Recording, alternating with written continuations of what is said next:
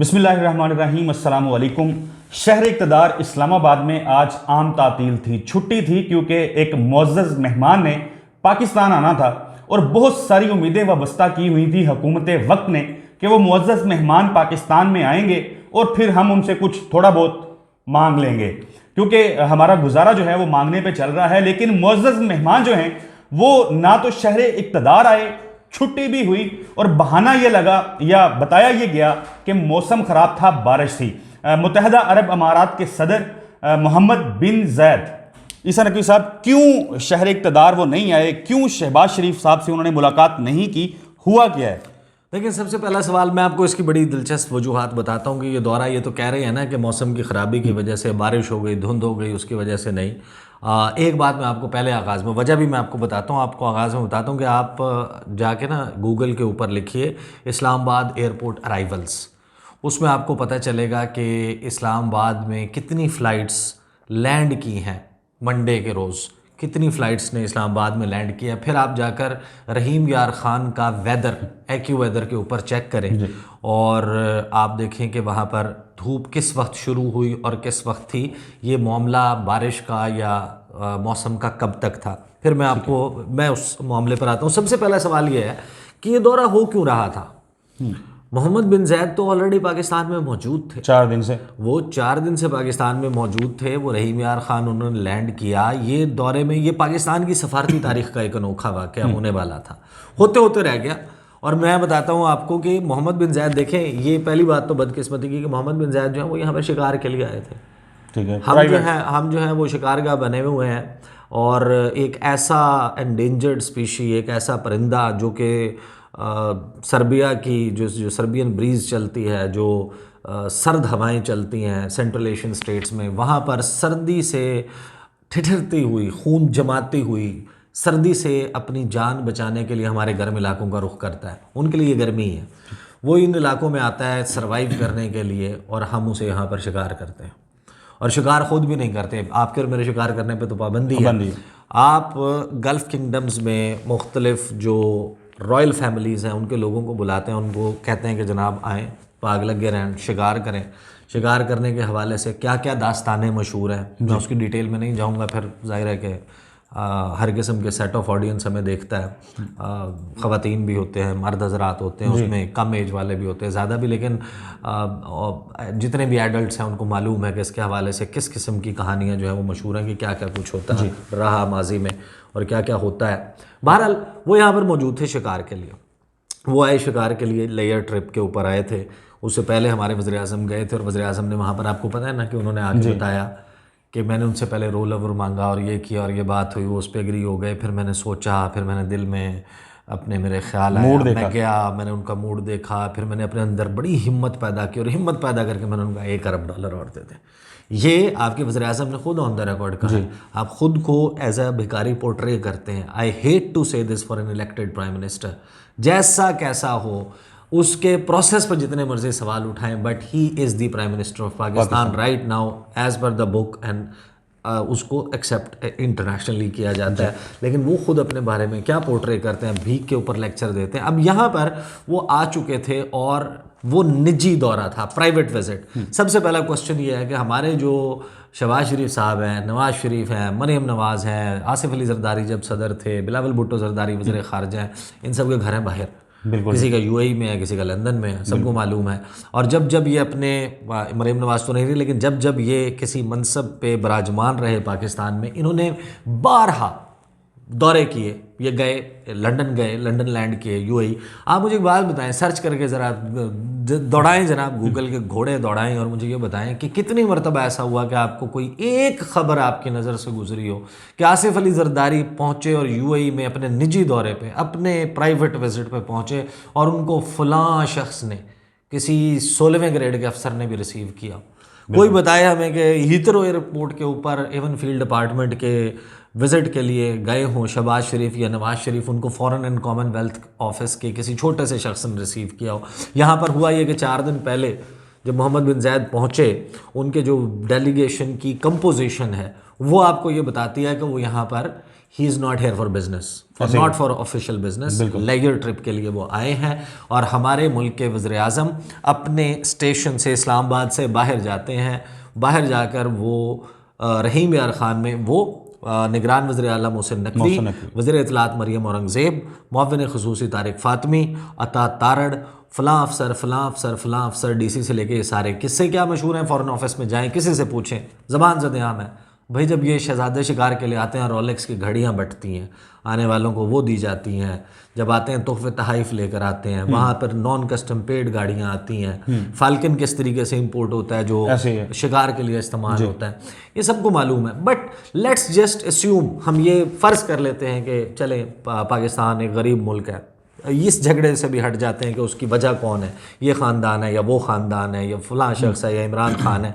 पाकिस्तान के हालात हैं ख़राब, पाकिस्तान को पैसे चाहिए। अगर इस किस्म की डिप्लोमेसी से आपको फ़िलहाल जो मरता हुआ मरीज़ है उसको कोई दवाई मिल सकती है तो आप उसके लिए करने को तैयार हो, लेकिन आप पहुंच गए प्राइवेट विजिट के ऊपर उनके रिसीव करने के लिए, लाइन बना के आप खड़े हो गए, वो आ गए, जाहिर है कि आप अब आ गए हैं, उनको कोई रिसीव ना भी करता। खान साहब के दौर में भी आए थे, ये शिकार करने के लिए आए थे, खान साहब डिड नॉट गो देयर, उनको रिसीव करने इमरान खान नहीं गए, वो उड़ के आए इस्लामाबाद उन्हें रिसीव किया जब उनका सरकारी दौरा शुरू हुआ, सरकारी दौरा शुरू हुआ, प्राइवेट विजिट पर उनको रिसीव नहीं किया गया, लेकिन शहबाज शरीफ ने उनको उनके प्राइवेट विजिट पर रिसीव कर लिया।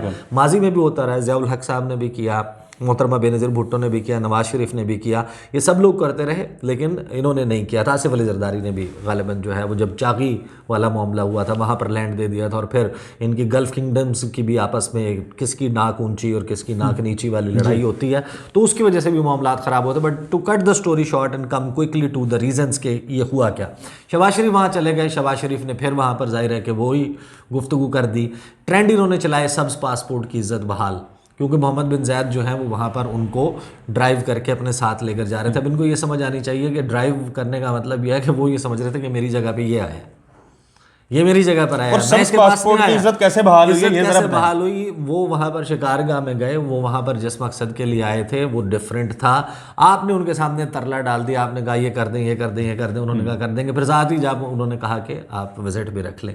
अब जो ये विजिट है ये शेड्यूल ही नहीं था आपका, there was no official visit. शहर इक़्तिदार में बैनर्स लगे हुए हैं, पोस्टर्स लगे हुए हैं, छुट्टी हो गई है। मैं आपको बताता हूँ, इन्होंने वहाँ पे तरला डाला। जब आप मुझे एक बात बताएं कि 5-6 बंदे, 8 बंदे, 10 बंदों का डेलीगेशन लेकर बैठ गए और आपने उनका तरला डाल दिया कि बराए मेहरबानी आ जाए। अच्छा, उनका विजिट में कुशन होता है 2-3 घंटे का। अब आप अंदाज़ा लगाइए, ये जो बारिश की वजह से जाहिर है कि कुछ ना कुछ वेदर कंडीशन थी ऐसी कि फ़्लाइट आधा घंटा, लेकिन उसके बाद क्लियर भी तो हो गया था ना वेदर। अब क्रिकेट मैच होता है 50-50 ओवर का, बारिश हो जाती है कि मैच फौरन कैंसिल हो जाता है? नहीं, वो इंतजार करते हैं। अगर वेदर क्लियर हो जाता है तो वो उसको महदूद ओवर्स का मैच कर देते हैं। अब यानी वैसे भी 50 ओवर महदूद ओवर का मैच है, लेकिन आप उसको ये करते हैं कि अच्छा 30-30 ओवर का मैच हो जाएगा। एक सर्टन लिमिट तक जब नहीं पहुंचता कि इससे नीचे वनडे मैच नहीं हो सकता या इससे नीचे T20 मैच नहीं हो सकता, उनके पास अपने जो वक्त है, दामने वक्त में गुंजाइश ही नहीं थी कि वो 5 मिनट का भी डिले बर्दाश्त कर सकते थे। It was a badly scheduled visit, ये होना ही नहीं था। आपने ज़बरदस्ती रखवाया और उसको फिर पब्लिसाइज कैसे किया, तातील का ऐलान भी कर दिया, आपने बैनर्स लगवा दिए, आपने प्रेस कॉन्फ्रेंसें कर दी, आपने टिकर्स चलवा दिए, आपने ख़बरें चलवा दी, आपने पता नहीं कौन सी रोज़ी पिक्चर पोर्ट्रे की $9 की, 9 अरब डॉलर की सरमायाकारी। उनके पास वक्त की इतनी गुंजाइश नहीं थी कि आधा घंटा या 1 घंटे के इंतज़ार के बाद, वेदर क्लियर होने के बाद वो लैंड करते। इसका मतलब ये है कि ये विज़िट दरअसल प्लान्ड नहीं था, शेड्यूल्ड नहीं था। हमने ज़बरदस्ती इसको क्रिएट करने की कोशिश की और एक छोटा सा बहाना सामने आया।